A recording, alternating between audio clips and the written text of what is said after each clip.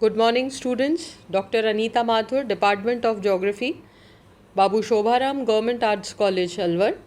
हम BA part second geography के students के लिए ज्योग्राफी प्रैक्टिकल की बात कर रहे थे और इसके पहले के 2 लेक्चर्स में हमने मानचित्र निर्माण की जो कला होती है, कार्टोग्राफी होती है, उसके बारे में पढ़ा था। उसको डिफ़ाइन किया था कि किस प्रकार से अलग अलग विद्वानों ने कार्टोग्राफी के लिए अपना अलग अलग मत प्रस्तुत किया था।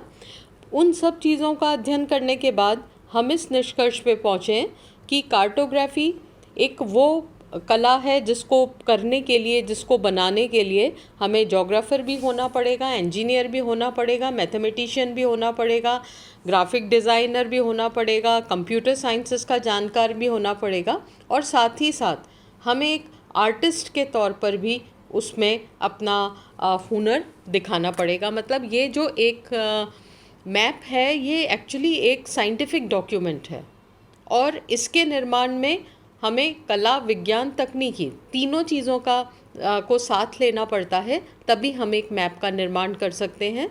इसको बनाने में हमें बहुत सारी मैथमेटिकल कैलकुलेशंस की भी सहायता लेनी पड़ती है। हमें इसमें एक आर्टिस्टिक इनपुट भी हमें चाहिए। इसमें हमें एक ज्योग्राफिकल पर्सपेक्टिव को भी देखना पड़ता है। तो अगर हम कार्टोग्राफी की बात करें तो हम ये मानते हैं कि ये एक ऐसा हुनर है, ये एक ऐसी कला है जो एक बहुत वास्ट रूप में हमारे सामने आती है। और सबसे इम्पॉर्टेंट जो हमने इसके लिए शब्द कहा है कि एक साइंटिफिक डॉक्यूमेंट है, इसलिए ये हर तरह से प्रूव होके हमारे सामने आता है। और ये जो मानचित्र होते हैं, इनका यूज़ सिर्फ भूगोल में ही, सिर्फ ज्योग्राफी में ही नहीं होता, पर हर सब्जेक्ट में कहीं ना कहीं इसका प्रयोग होता है। तो ये एक बहुत मान्यता प्राप्त साइंटिफिक डॉक्यूमेंट होता है। पहले इसको जो बनाने के तरीके थे वो बहुत अलग प्रकार के थे, बहुत ज़्यादा इन पर वर्क करना पड़ता था, बहुत ज़्यादा इसको बनाना एक मुश्किल काम होता था। पर कंपैरेटिवली अब स्थिति में सुधार हुआ है, क्योंकि जैसे जैसे नई नई तकनीकें आ रही है, नई नई सिस्टम्स आ रहे हैं, तो इसको बनाना कंपैरेटिवली थोड़ा पहले से आसान हो गया है। परंतु फिर भी इसको बनाने में पूरी हमें अच्छी तरह से हमें एक सावधानी बरतनी पड़ती है ताकि कोई गलत डॉक्यूमेंट हम वहाँ पर नहीं दें। आज हम बात करेंगे मानचित्र कला की प्रकृति की, या जिसको हम कहते हैं nature of cartography. Nature of cartography से क्या आशय है कि हम ये जानना चाहते हैं कि मानचित्र निर्माण कला है क्या, ये किस तरह की कला है, इसमें किन किन चीज़ों को समावेश करते हैं हम इसके निर्माण में।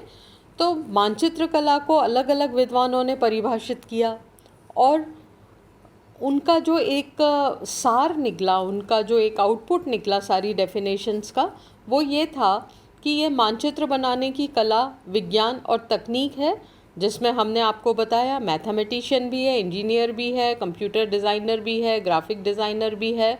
ये एक मिश्रित पक्ष है इसका और भौगोलिक स्वरूप में वो परिलक्षित होता है। जब हम एक बना हुआ मैप देखेंगे तो आपको ये अंदाज़ा लगाना चाहिए कि इसमें कितने प्रकार के इनपुट्स हैं, कितने प्रकार के इनपुट्स की सहायता से ये आउटपुट हमारे सामने आया है। तो इस दृष्टि से मानचित्र भौगोलिक तथ्यों के अभिलेखन, गणन है, प्रदर्शन है, विश्लेषण है, स्थानिक अंतर संबंधों के लिए महत्वपूर्ण निर्मित उपकरण होता है। हमने इसमें डाटा को भी यूज़ किया है, उसका हमने एनालाइज भी किया है, लोकल जो और चीज़ों से रिलेशन है उसको भी देखा है। तो ये इस प्रकार का एक हमारे सामने आउटपुट आता है।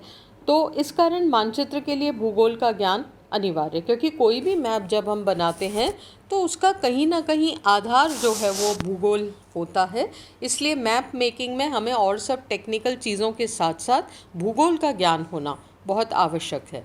अगर हम इरविन रेस की बात करें तो उन्होंने कहा है कि एक मानचित्रकार 50% जोग्राफर होना चाहिए, 30% कलाकार होना चाहिए, 10% गणितज्ञ होना चाहिए और उसे 10% अन्य विषयों का ज्ञान होना चाहिए। तो हमें इस तथ्य से, इस सेंटेंस से ये बिल्कुल समझ में आ जाता है कि मानचित्र निर्माण का जो कार्य है उसमें कलात्मक और वैज्ञानिक दोनों ही पक्ष होते हैं और दोनों ही पक्षों को हमें साथ में लेकर चलना होता है, तभी हम अपना काम पूरा कर सकते हैं। तो मानचित्र कला सामान्यतया विज्ञान और कला दोनों का मिश्रित रूप मानी जाती है। यह मानचित्र की रचना, जिसका निर्माण से संबंधित विद्या के कारण हम इसे एक साइंटिफिक रूप में भी पहचानते हैं, और हम ये मानते हैं कि ये एक ऐसा विज्ञान है जिसका झुकाव कला की ओर है। कितना अच्छा सेंटेंस यहाँ पे कहा है कि ये है तो विज्ञान, क्योंकि इसके निर्माण में बहुत सारी साइंटिफिक चीज़ों को यूज़ कर रहे हैं, मैथमेटिक कैलकुलेशंस को यूज़ कर रहे हैं, बहुत सारे हम मापकों को यूज़ कर रहे हैं, उन मापकों के आधार पर हम इसका निर्माण कर रहे हैं। पर उसके बावजूद भी ये ऐसा विज्ञान है जिसका झुकाव कला की तरफ है, और इसकी तुलना वास्तुशास्त्र से की जाती है तो हम इसे एक तकनीकी विज्ञान के रूप में भी जानते हैं। It's very complex situation. हम एक लाइन नहीं कह सकते कि भाई, या किसी को अंडरलाइन नहीं कर सकते कि मानचित्र निर्माण की कला में यही रिस्पॉन्सिबल होते हैं, परंतु यहाँ पर हमने एक कई सारे ज्ञानी लोगों का, कई सारे नॉलेज का हमने एक साथ यहाँ पर प्रयोग किया है। तो हमने ये मान लिया कि ये मानचित्र कला की जो विषय वस्तु है वो संपूर्ण पृथ्वी और खगोलीय पिंड इसमें सम्मिलित रूप से रहते हैं, इसलिए हम इसे एक तकनीकी विज्ञान से भी ऊपर मानते हैं। और इसका आधार जो है वो जियोडेसी है, इसका आधार जो है वो भूगोल, भूगणित और भूविज्ञान में निहित है। अतः इस दृष्टि से ये एक भौगोलिक विज्ञान है। मतलब इसमें हमने जो इसका आधार है वो तो ये पृथ्वी और सारे खगोलीय पिंड हैं, इसलिए इसका आधार हमेशा हम भौगोलिक ही मानते हैं। तो मानचित्र निर्माण से संबंधित जनगणना के आंकड़ों का उपयोग, विश्लेषण, जितने भी एयर फोटोग्राफी है, कंप्यूटर का प्रयोग है, और ये सारी जो प्रक्रियाओं को पूर्ण करने में एक वैज्ञानिक दृष्टिकोण की भी आवश्यकता होती है।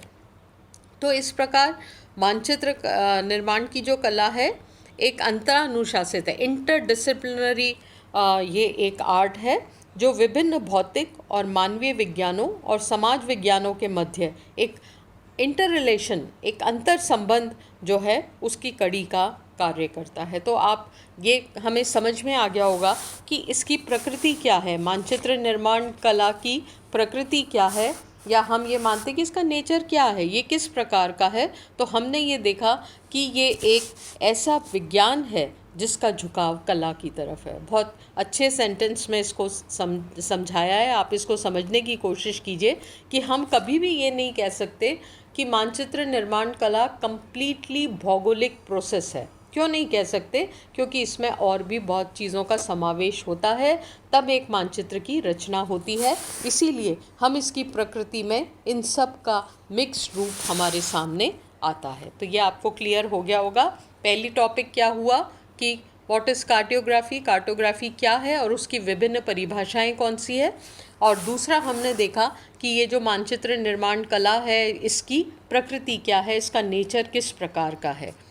अब हम जो आगे टॉपिक लेंगे वो है मानचित्र कला का विषय क्षेत्र, इसका स्कोप क्या है, इसमें हम किन किन चीज़ों का अध्ययन कर सकते हैं।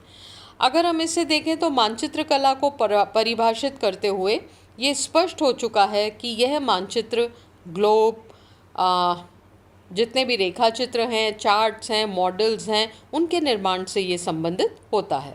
तो इसका जो स्कोप है वो बहुत वाइड है, बहुत विस्तृत इसका स्कोप है या विषय क्षेत्र है। तो मानचित्र कला के विकास के प्रारंभिक समय में इसमें केवल मानचित्रण का ही अध्ययन किया जाता था, परंतु ये धीरे धीरे बढ़ता गया और उसका फलस्वरूप अब हम कहाँ पहुँच गए हैं कि प्रारंभिक कलात्मक स्वरूप वैज्ञानिक रूप में विकसित हो गया है। पहले हम जो सिर्फ इसको ड्रॉ करने के लिए हम इसका मानचित्रण को मानते थे, अब उसमें एक बहुत साइंटिफिक जो चीज़ है वो यहाँ पर ऐड हो गई हैं और इसकी अनेक शाखाओं का विकास हुआ है, जिसमें भौगोलिक मानचित्र कला भी है, सांख्यिक मानचित्र कला है, अंकीय मानचित्र कला है, विषयक जो थीमेटिक मैप्स हैं वो भी हम इसमें बनाते हैं, वैज्ञानिक मानचित्र भी कला का भी इसमें समावेश है, बहुत सारी जर्नलिज्म से रिलेटेड चीज़ें भी इसमें जुड़ गई हैं। तो मानचित्र कला के अध्ययन क्षेत्र को इसकी प्रकृति के आधार पर हमने मोटे तौर पर दो भागों में बांट दिया। पहला है हमने थ्योरेटिकल कार्टोग्राफी ली और दूसरा अप्लाइड कार्टोग्राफी।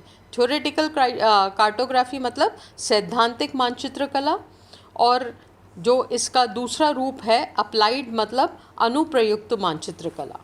तो सैद्धांतिक मानचित्र कला कुछ सिद्धांतों और संकल्पनाओं के अध्ययन से संबंधित है।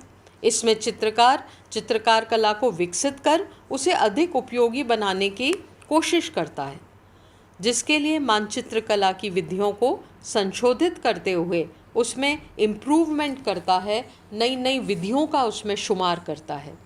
तो इस क्षेत्र में मानचित्रों का जो संकलन होता है वो जो होता है परिरूप होता है, उसकी अभिकल्पना होती है, उसका लेआउट या डिज़ाइन होता है, उसका ड्राइंग होता है, संपादन होता है, फिर उसका मुद्रण होता है।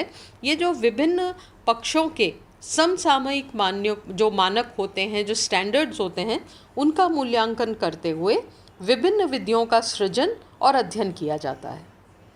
दूसरी ओर जो अप्लाइड कार्टोग्राफी है उसमें सैद्धांतिक मानचित्र कला के अंतर्गत निर्धारित किए गए सिद्धांतों के जो स्टैंडर्ड्स हैं और निर्देशों के आधार पर मानचित्रण की वास्तविक जो क्रियाविधि होती है उसका अध्ययन किया जाता है। तो इस शाखा में सर्वेक्षण उपकरणों के प्रयोग, विवरणों के संकलन, वर्गीकरण, विश्लेषण, आलेखन से लेकर मानचित्रों के पुनर्निर्माण तक की पूर्ण क्रियाओं का अध्ययन सम्मिलित किया जाता है। मतलब ये एक अपने आप में बहुत सारे, इसका विषय क्षेत्र जो इतना व्यापक है और हम इसको एक साथ करके इसका पुनर्निर्माण करते हैं। फिर हम बात करते हैं मानचित्र कला की विधियों के बारे में। मेथड्स क्या होते हैं कार्टोग्राफी के, ये मेथड्स की हम यहाँ पे बात करते हैं। तो हम ये मानते हैं कि मानचित्र निर्माण एक व्यवस्थित विधि है जिसमें मानचित्रण निश्चित चरणों पर होता है, अलग अलग स्टेप्स में ये कार्य किया जाता है। वो स्टेप्स कौन से होते हैं? पहला जो हम मानते हैं वो होता है आंकड़ों का संग्रहण, या हम सारा डाटा कलेक्ट करते हैं। फिर उसके लिए एक उचित मापक मानते हैं या स्केल मानते हैं। फिर एक उचित प्रक्षेप का चयन करते हैं। फिर हम जितने कन्वेंशनल सिग्नल्स हैं, साइंस हैं, उनका चयन करते हैं। फिर हम उस पर जितना भी ये जो भी ड्राइंग वाला वर्क है या अक्षरों का आकार है या अनुकृति का आकार है उसको हम निर्धारित करते हैं। रंगों का और आभाओं का चयन करते हैं और विभिन्न तत्वों को बिल्कुल व्यवस्थित करके मानचित्र की वास्तविक रचना और उसका पुनरुत्पादन या उसका प्रोडक्शन हम यहाँ पर करते हैं। तो इस प्रकार ये जो प्रक्रिया है इसमें हम बहुत सारे इंस्ट्रूमेंट्स का भी यूज़ करते हैं और वर्तमान समय में इस प्रकार के बहुत सारे कंप्यूटर के सॉफ्टवेयर्स आ गए हैं। वो सॉफ्टवेयर हमारे सामने स्क्रीन पर बहुत सारे ऑप्शंस रखते जाते हैं और उन ऑप्शंस के आधार पर हम अपने मानचित्र का निर्माण कर सकते हैं। हम उसकी ड्राइंग का जो है या जो लेटर्स हम यूज़ कर रहे हैं या जो स्टेंसिल्स का प्रयोग पहले हम करते थे, उस स्टेंसिल्स का ऑप्शन अब हमें कंप्यूटर की स्क्रीन पे भी मिल जाता है।